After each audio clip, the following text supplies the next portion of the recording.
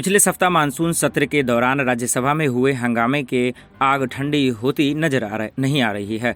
अब रायपुर में कांग्रेस की प्रेस वार्ता में आपबीती सुनाते हुए सांसद छाया वर्मा और फूलोदेवी नेताम रो पड़ी हैं। उन्होंने कहा कि जिस देश में नारियों को पूजा जाता है उस देश में इस तरह की घटना बड़ी निंदनीय है।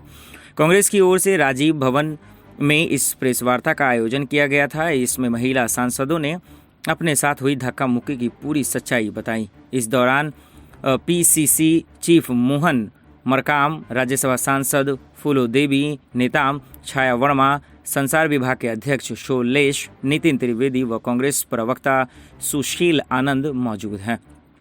आपको बताते चले, राज्यसभा में मानसून सत्र के दौरान जमकर हंगामा हुआ था। इस दौरान सांसदों व मार्शलों के बीच धक्का मुक्की भी हुई।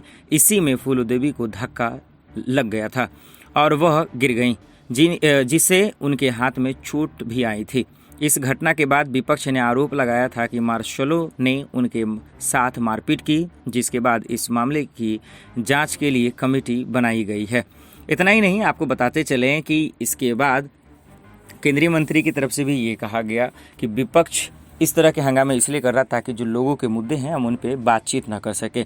तो अब पक्ष और विपक्ष का ये आरोप प्रत्यारोप तो है ही, लेकिन इस बीच में एक हकीकत ये भी है कि जो देश की आवाम है, जो इंतज़ार करते हैं कि जब राज्यसभा लोकसभा में उनसे जुड़े हुए मुद्दे पे बातचीत होगा, डिबेट होगा, तो शायद उनके लिए कोई हल निकलेगा। लेकिन आज़ाद भारत के इतिहास में ऐसा पहली बार हुआ है कि पूरा मानसून सत्र में कोई भी काम नहीं हुआ और हंगामे के बीच ही निकल गया।